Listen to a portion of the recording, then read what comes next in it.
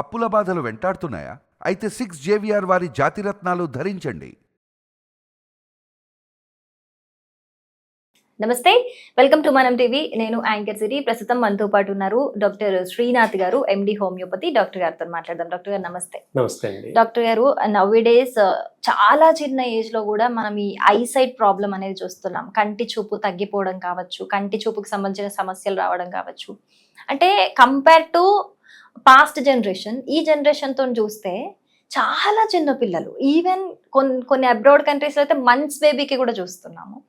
అంటే ఇది screen time ఎక్కువ అవ్వటం వల్ల అనేది మనకు అర్థమైపోతుంది. ఎందుకంటే నౌడేస్ అందరూ వర్కింగే, ఇటు ఉమెన్ వర్కింగే, ఫాదర్ వర్కింగ్ అయిపోయేసరికల్లా ఇంట్లో పిల్లలకి ఈజీ అయిపోవడానికి వాళ్ళకి ఫోన్ ఇచ్చేస్తారు, లేకపోతే టీవీ పెట్టేస్తారు. సో ఆ స్క్రీన్ టైం వల్ల ఈ ప్రాబ్లం వస్తుంది అని అయితే అర్థం అవుతుంది. సో ఈ కంటి చూపు సమస్యలు చిన్నప్పటి నుంచే మనం దగ్గరికి రానివ్వకుండా చూడాలి అని అంటే ఏ విధంగా ఉంటే మంచిది అని అంటారు? అండ్ ఆల్రెడీ ఉన్న వాళ్ళకి జనరల్ గా మనకు అందుబాటులో ఉన్న టిప్స్, ఏమైనా ఈజీ టిప్స్ చెప్పగలుగుతారు? తప్పకుండా అండి.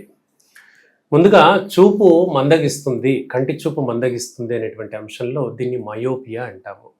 ముఖ్యంగా స్కూల్లో పిల్లలు బోర్డును సరిగా చూడలేకపోవడము, లేదా దాన్ని నోట్ చేసుకున్నప్పుడు, అక్షరాలు నోట్ చేసుకున్నప్పుడు తేడా ఉండడము, ఇలాంటి లక్షణాలు మన పిల్లల్లో గుర్తించవచ్చు.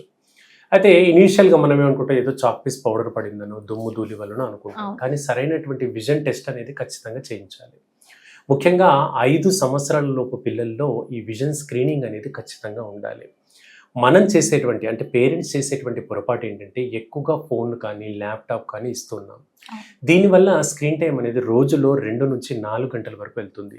ఇప్పుడున్న విద్యా వ్యవస్థలో కూడా కొన్ని మార్పులు అవసరము. ఎక్కువగా ఆన్లైన్ క్లాసెస్ అని, వీటి వల్ల కూడా పిల్లలకి ఎక్కువగా మానిటర్ చూడడం, ల్యాప్టాప్ చూడడం కూడా జరుగుతుంది.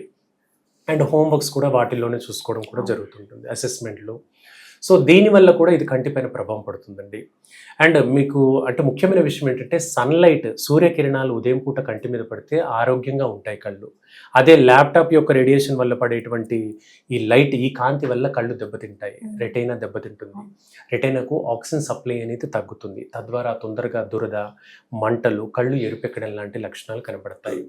తీసుకునేటువంటి ఆహారంలో షుగర్ క్వాంటిటీని బాగా తగ్గించాలి. కార్బోహైడ్రేట్స్ అధికంగా ఉండేటువంటి కూల్ డ్రింక్స్ కానీ, జంక్ ఫుడ్ కానీ పిల్లలకు చాలా తక్కువగా ఇవ్వాలి. అంటే వాటి వల్ల కూడా ఐసైట్ మీద ఎఫెక్ట్ ఉంటుందా డాక్టర్? షుగర్ శాతం శరీరంలో బాగా పెరిగినప్పుడు కార్నియా అనేది ఇంపాక్ట్ అవుతుంది. కార్నియాకు రక్త ప్రసరణ అనేది తగ్గుతుంది. తద్వారా చూపు తొందరగా అంటే నియంత్రణ కోల్పోయేటువంటి ప్రమాదం, అంటే విజన్ ఇంపైర్మెంట్ అనేది చిన్న ఏజ్ రీజన్ ఖచ్చితంగా ఉంటుంది. షుగర్ అనేది క్వాంటిటీ తీసుకునే ఆహారం తగ్గించాలి, మెయిన్ గా పిల్లలు అందున 5 నుంచి 6 సంవత్సరాల వయసు పిల్లలు ఖచ్చితంగా గుర్తుపెట్టుకోవాలి. పేరెంట్స్ ఖచ్చితంగా గుర్తుపెట్టుకోవాల్సినటువంటి అంశం అండి. సో దీని తర్వాత మనము ఇప్పుడు మనం చెప్పుకున్నాం, సన్లైట్ అనేది కంటికి మంచిది, ఉదయం పూట సన్లైట్. కానీ ఈ స్క్రీన్ టైం మనం తగ్గించుకోవాలి. అలాగే తీసుకునేటువంటి ఆహారంలో చాలా మందికి తెలిసింది, బాయిల్డ్ ఎగ్ తీసుకోవడం మంచిది, క్యారెట్స్ తీసుకోవడం మంచిది. క్యారెట్స్ బీటా క్యారోటిన్ అనేటువంటి ఆల్కలైడ్స్ ఇందులో ఉంటుంది. అది తీసుకోవడం వల్ల నైట్ బ్లైండ్నెస్ అనేది తగ్గుతుంది. రే చీకటి అని అంటాం మనం. సో రాత్రిపూట విజన్ అనేది ఇబ్బంది కలగకుండా ఉండాలంటే క్యారెట్స్ తీసుకోవడం మంచిది. అలాగే సాల్మన్ ఫిష్ అనేది దొరుకుతుంది మార్కెట్లో.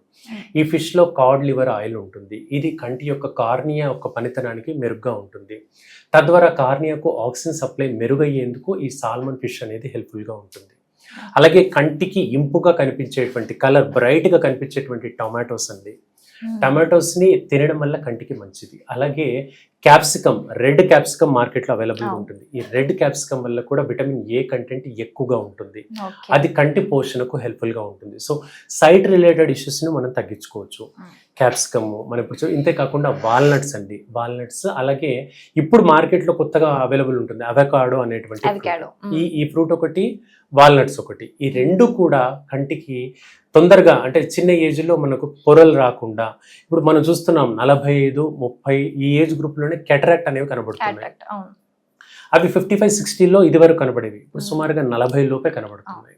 సో దాని నివారణకు ఈ వాల్నట్స్ ఒకటి చాలా మంచిది, అవకాడో ఫ్రూట్ తినడం మంచిది. అలాగే చివరగా బ్రెజిల్ నట్ అని దొరుకుతుందండి. ఈ Hmm. బ్రెజిల్ నట్ కూడా డైలీ ఒకటి తీసుకుంటే కంటి చుట్టూరా వచ్చేటువంటి వలయాలు అంటే డార్క్నెస్, చుట్టూరా వచ్చేటువంటి డార్క్నెస్ తగ్గుతుంది. అలాగే కంటి చుట్టూ వచ్చేటువంటి రింకిల్స్ కూడా తగ్గుతుంది. తద్వారా ఇది కంటిపైన ఇంపాక్ట్ కాకుండా కంటికి సంబంధించినటువంటి ఆటో ఇమ్యూన్ వ్యాధులు, మయోసైటిస్ అంటాము, అలాగే రకరకాల మయస్థీనియా గ్రేవిస్ అంటాము, ఇలాంటి లక్షణాలు రాకుండా, కనురెప్పలకు రాకుండా ఈ ఆహారము కాపాడుతుంది. ఓకే, రెగ్యులర్ ఫుడ్ లోనే మంచి రెమెడీస్ చెప్పారు. ఇది చాలా మందికి తెలియదు, బ్రెజిల్ నట్స్ కావచ్చు ఇలాంటివి. Thank you so much doctor.